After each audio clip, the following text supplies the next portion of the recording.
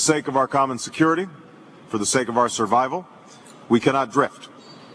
I came into office, I made it very clear that after years of some drift in the relationship, that I saw this as a critical priority.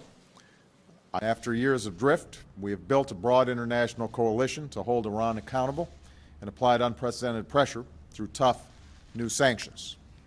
When I came into office, there had been drift in the Afghan strategy, in part because we had spent a lot of time focusing on Iraq instead.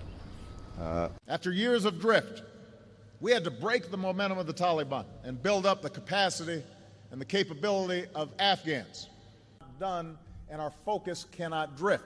We've got to stay focused on our economy.